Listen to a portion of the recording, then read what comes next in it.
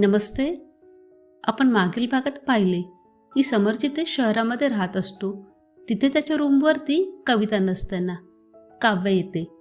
त्यापुढे काय होईल ते आपण या भागामध्ये पाहूया.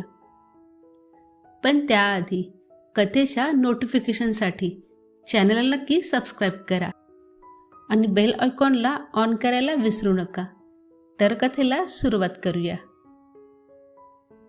काव्याला बघताच समरचा राग वाढला. तू इथे काय घ्यायला आली आहेस? मी घ्यायला नाही, द्यायला आले आहे, काव्य म्हणाली. तुला काय म्हणायचे आहे? समर म्हणाला. मला आत तरी येऊ दे. आता मी तुझ्यासाठी इतकी परकी झाली आहे का की तू मला आत पण येऊन देणार नाहीस? काव्य म्हणाली. तू माझा म्हणण्याचा अधिकार खूप पूर्वी कमावून बसलीस, समर कडक आवाजात म्हणाला. किती दिवस तू त्याच गोष्टींवर नाराज राहणार आहेस? एकदा मला बोलू दे. मला जे सांगायचे आहे ते तरी ऐक. मी इथे माझी बाजू मांडायला आले आहे.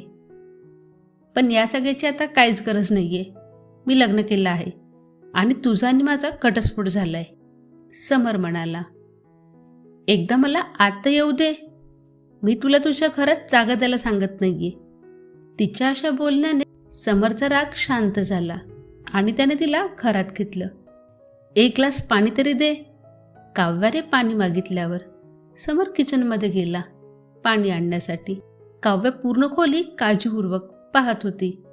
समर आणि कविताच्या लग्नाचा फोटो भिंतीवर टांगलेला होता. समर हातात पाण्याचा ग्लास घेऊन आला. खोली खूप छान सजवली आहे. ती पण इथे राहते का? काव्याने विचारले. कविताला घर सजवायची खूप आवड आहे, समर म्हणाला. तर कविता नाव आहे तिचे? काव्य म्हणाली. हो, बोल, तुला काय म्हणायचे ते? पाण्याचा घोट घेत काव्य समरला म्हणाली. तू मला माफ करावं असं मला वाटतं. तुला सोडून जाण्याच्या माझ्या निर्णयाचा मला खूप पश्चाताप होतोय. कसं माफ करू मी तुला? तू सगळ्या गावासमोर आम्हाला लाजवलेस. तुझ्यामुळे आईबाबांना काय काय ऐकावं लागलंय माहीत आहे का तुला? समर म्हणाला. तेव्हा मी लहान होते. मला एवढी अक्कल नव्हती. त्याने मला स्वप्न दाखवली होती की तो मला शहरातील सुखवस्तू जीवन जगू देईल आणि दुसरीकडे तूच होतास ज्याने मला शहरापासून दूर नेले आणि गावात आणून फेकलं. मला त्या मातीची, शेणाच्या वासाची सवय नव्हती, म्हणूनच माझ्याकडून चूक झाली. मग आता तर ठीक आहे, शहराच्या लक्झरीचा आनंद घे, समर म्हणाला. समर प्लीज, मी आधीच खूप त्रास सहन केलाय. माझा अजून अपमान करू नकोस. त्याने मला खूप वाईट वागणूक दिली आहे. त्याला माझ्याशी लग्न करायचे नव्हते. उलट दुबईतल्या दलालाकडे विकणार होता. खूप मोठ्या कष्टाने मी तिथून पळ काढला आणि माझ्या आईवडिलांकडे परत आले. मला तुला तेव्हाच सांगायचं होते, पण तू तेव्हा पण माझं ऐकलं नाहीस, काव्य म्हणाली. समरला काव्याबद्दल जे समजले त्याने वाईट वाटले. जे काही घडले ते चुकीचे होते, पण त्यालाही तूच जबाबदार आहेस. खरं तर हे आहे की तू माझ्याशी कधीच एकनिष्ठ नव्हतीस, समर म्हणाला. हे खरं नाही. मला गावात जोडून घेता आलं नाही. तू पण कविताला इथे ठेवलंयस आणि मला तिथे एकटीला सोडून यायचंस. कविता आत्ता 1.5-2 वर्षांनी इथे आली आहे. तुला तर लग्नानंतर 6 महिनेसुद्धा धीर धरता आला नाही आणि कवितासुद्धा तिचा जास्तीत जास्त वेळ गावात घालवते. तिकडे आईवडिलांची ही जबाबदारी तिच्यावरच आहे, जे ती खूप चांगल्या प्रकारे पूर्ण करते. आणि आता या सर्व गोष्टींचा काही उपयोग नाही, कारण मी विवाहित आहे आणि मला एक मुलगा देखील आहे, समर म्हणाला. आणि एक मुलगी पण, काव्याने मुद्दाम असे म्हटले आणि समरच्या दुखऱ्या जागेवर बोट ठेवले. हे ऐकून समर पुन्हा चिडला. आता तुला जे म्हणायचं होतं ते बोलून झालं असेल तर तू निघ इथून. समरचे कठोर बोलणे पाहून ती पुन्हा विनवणी करू लागली. प्लीज समर, मला एक संधी दे. नाही, हे शक्य नाही. विनाकारण जबरदस्ती करू नकोस. समरचे असे उत्तर ऐकून तिला तिचा अपमान वाटू लागला आणि ती चिडून म्हणाली. तू त्या विधवेला सोबत ठेवू शकतोस, आणि माझ्या एका चुकीकडे दुर्लक्ष करू शकत नाहीस? मी म्हणालो ना, तू इथून जा. तू चूक नाही, गुन्हा केला आहेस, समजलं? रागाने जवळजवळ ओरडतच त्याने तिचा हात धरला आणि तिला घराबाहेर काढले आणि दरवाजा बंद केला. काव्या पण रडत रडत तिथून निघून गेली. शेजारच्या घरात राहणाऱ्या प्रतापने तिला येताना पाहिले होते. घराबाहेर कान लावून त्याने त्यांचे बोलणे ऐकले होते. त्याने लगेच त्याच्या खोलीत जाऊन फोन लावला. हॅलो, अरे भावा ऐक, मला तर जाम भारी ब्रेकिंग न्यूज मिळाली आहे. कसली बातमी? पलीकडे मनोज फोनवर होता. आज मी इथे जे पाहिलं त्याने माझ्या डोळ्यांवर विश्वासच बसत नाहीये. हा खूप हुशार निघाला. जे घडलं त्याबद्दल बोल, कथा नको बनवूस, मनोज चिडून म्हणाला. पलीकडून शिव्या दिल्यावर प्रताप निर्लज्जपणे दात काढत हसला आणि म्हणाला, अरे भावा, या समरची एक बायको गावात आहे आणि एक शहरात. मग त्याने मीठ मिरची लावून समरच्या घरी घडलेला प्रसंग सांगितला. त्याचे बोलणे ऐकून मनोजने आनंदाने उडी मारली. वा बेटा, तू कथेत नवा ट्विस्ट आणला आहेस. बातमी तर पॉवरफुल आहे, मानलं पाहिजे याला. हा ना, मग रिपोर्टर कोण आहे? प्रताप स्वतःचे कौतुक करताना म्हणाला. हो, पण तुझ्या त्या मसालेदार स्टोरीला नवीन दिशा तर मीच देईन. आता तू बघतच राहा. एवढं बोलून मनोजने फोन कट केला आणि एक वेडसर हसायला सुरुवात केली. मनोजला माहिती देणारा प्रताप आणि समर हे एकाच गावचे होते. प्रताप समरच्या मदतीनेच शहरात गेला होता. समरने त्याला त्याच्या स्वतःच्या ऑफिसमध्ये कामाला लावले होते आणि त्याला जवळच एक खोलीही मिळवून दिली होती. पण त्याचे कामात लक्ष नसायचे आणि मग चुका व्हायच्यात. शेवटी त्याला नोकरीवरून काढून टाकण्यात आले. अनेक नोकऱ्या बदलल्यात, पण कुठेच टिकला नाही. त्याचे आणि मनोजचे जास्त पटायचे. समरपेक्षा कमी कर्तृत्वान असल्यामुळे दोघांनाही त्याचा हेवा वाटत होता. तर समरने त्या दोघांना नेहमीच मदत केली होती. समरची एकच सवय होती की तो त्यांना चुकीच्या कामात साथ देत नव्हता.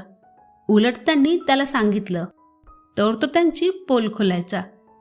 त्यामुळे समरने गावात मित्राने इतकेच शत्रुपण बनवले होते, ज्याची त्याला स्वतःलाही माहिती नव्हती.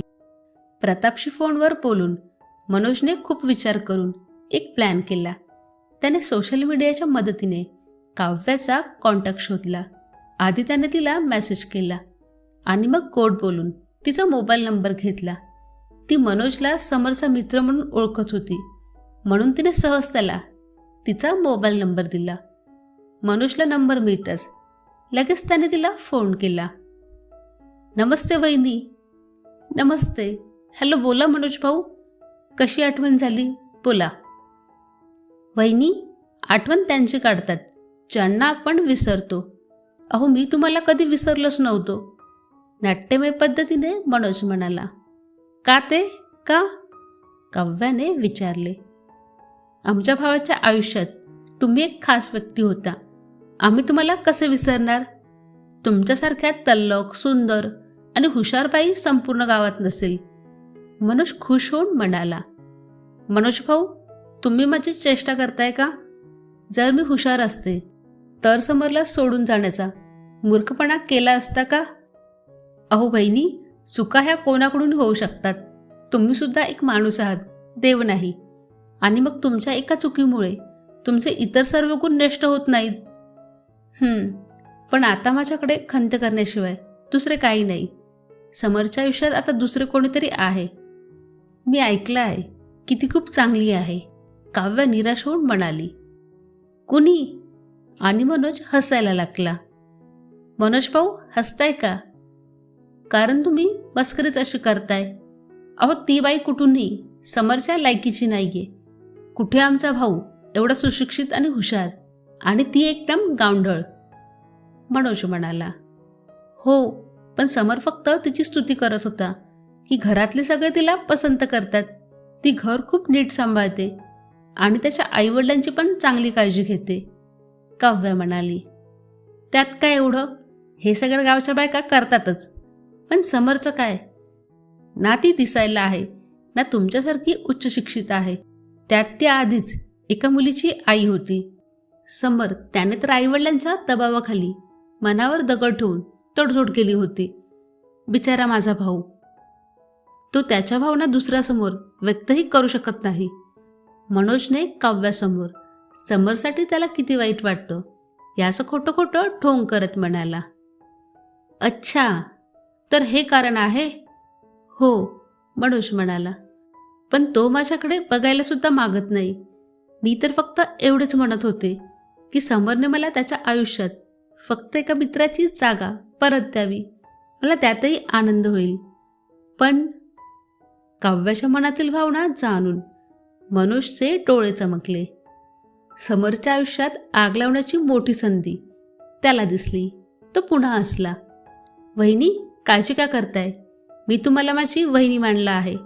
तुमची इच्छा पूर्ण करण्यासाठी मी तुम्हाला खरा सल्ला देईन, जर तुम्ही सहमत असाल तर. मनोज म्हणाला. कसला सल्ला?